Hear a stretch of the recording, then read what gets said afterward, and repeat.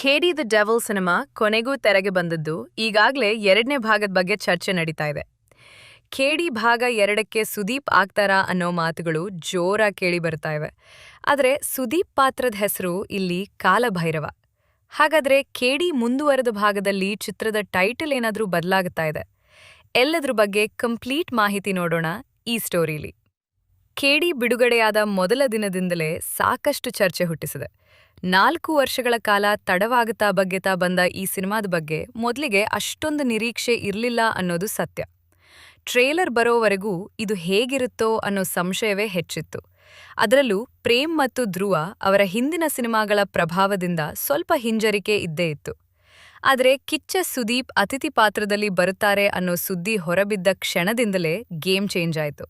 Cinema ನೋಡಿದ್ಮೇಲೆ ಒಂದೇ ಮಾತು, ಸುದೀಪ್ ಎಂಟ್ರಿ ಆದ್ಮೇಲೆ ಕಥೆ ಬೇರೆ ಲೆವೆಲ್ಗೆ ಹೋಗ್ತೆ.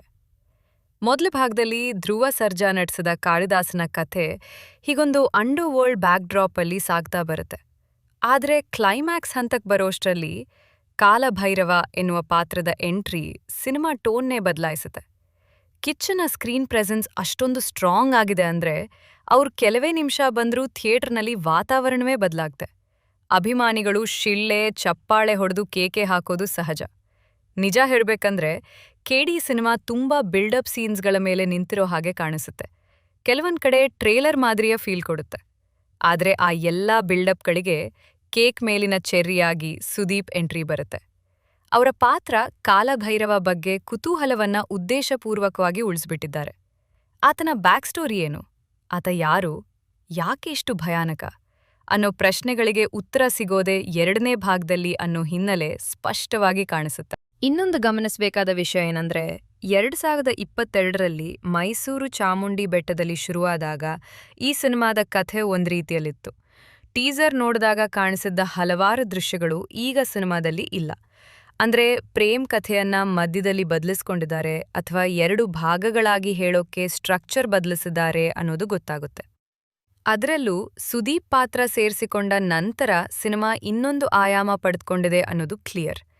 ಈಗ ಎಲ್ಲರಲ್ಲೂ ದೊಡ್ಡ ಪ್ರಶ್ನೆ, ಖೇಡಿ 2ನಲ್ಲಿ ಹೀರೋ ಯಾರು? ಕೆಲವರು ಸುದೀಪ್ ಹೀರೋ ಆಗ್ತಾರೆ ಅಂತ ಹೇಳ್ತಿದ್ದಾರೆ. ಕ್ಲೈಮ್ಯಾಕ್ಸ್ನಲ್ಲಿ ರೈಲ್ವೆ ಟ್ರ್ಯಾಕ್ ಮೇಲೆ ನಡೆದು ಹೋಗುವ ಒಂದು ಸೀನ್ ಇದೆ. ಅದನ್ನ ನೋಡಿದ ಹಲವರು ಇದು ಕಿಚ್ಚನ್ ಹೆಜ್ಜೆ ಅಂತ ಫಿಕ್ಸ್ ಆಗಿದ್ದಾರೆ. ಜೊತೆಗೆ ಖೇಡಿ 2 ಲೋಡಿಂಗ್ ಅನ್ನೋ ಹಿಂಟ್ ಕೂಡ ಕೊಟ್ಟಿದ್ದಾರೆ. ಆದರೆ ಸಿನಿಮಾ ನೋಡಿದ್ರೆ ಒಂದು ವಿಷಯ ಸ್ಪಷ್ಟ, ಧ್ರುವ ಸರ್ಜಾ ಪಾತ್ರ ಇನ್ನೂ ಮುಗ್ದಿಲ್ಲ. ಅಂದ್ರೆ ಪಾರ್ಟ್ 2ಅಲ್ಲೂ ಅವರು ಹೀರೋ ಆಗಿಯೇ ಮುಂದುವರಿತಾರೆ.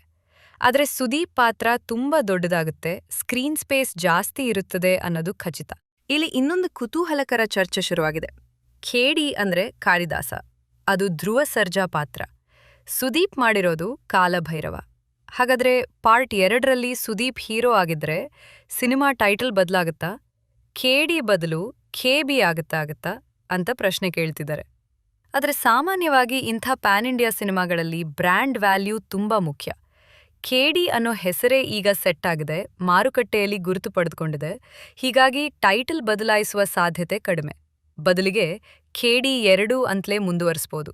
ಆದರೆ ಕಥೆಯೊಳಗೆ ಕಾಲಭೈರವನ ಪ್ರಾಬಲ್ಯ ಹೆಚ್ಚಾಗ್ಬೋದು. ಅಂದ್ರೆ ಟೈಟಲ್ ಒಂದೇ ಇರ್ತದೆ, ಫೋಕಸ್ ಮಾತ್ರ ಶಿಫ್ಟ್ ಆಗ್ಬೋದು. ಒಟ್ಟಾರೆ ಹೇಳ್ಬೇಕಂದ್ರೆ ಖೇಡಿ ಸಿನಿಮಾ ಒಂದು ಪಾರ್ಟ್ ಅಂತ ನೋಡ್ಬೇಕು. ಇದು ಸಂಪೂರ್ಣ ಕಥೆ ಅಲ್ಲ, ಒಂದು ಸೆಟಪ್ ಮಾತ್ರ. ಅದರಲ್ಲಿ ಕಿಚ್ಚ ಸುದೀಪ್ ಎಂಟ್ರಿ ದೊಡ್ಡ ಹೈಲೈಟ್ ಆಗಿ ನಿಂತಿದೆ. ಅವರ ಪಾತ್ರದ ಸಣ್ಣ ಝಲಕ್ ನೋಡಿದ್ರೆ ಅಭಿಮಾನಿಗಳು ಇಷ್ಟು ಎಂಜಾಯ್ ಮಾಡ್ತಿದ್ದಾರೆ ಅಂದ್ರೆ ಪಾರ್ಟ್ 2ರಲ್ಲಿ ಅವರು ಫುಲ್ ಲೆಂಗ್ತ್ನಲ್ಲಿ ಬಂದ್ರೆ ಥಿಯೇಟರ್ಗಳಲ್ಲಿ ಏನಾಗತ್ತೆ ಅನ್ನೋದು ಊಹಿಸೋಕೆ ಕೂಡ ಖುಷಿಯಾಗತ್ತೆ. ಈಗ ಎಲ್ಲರ ಕಣ್ಣು ಖೇಡಿ 2 ಮೇಲಿದೆ, ವಿಶೇಷವಾಗಿ ಕಾಲಭೈರವನ ಆರ್ಭಟ ನೋಡಕ್ಕೆ.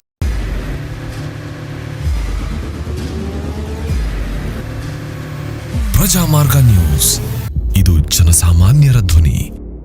ನಮಸ್ಕಾರ.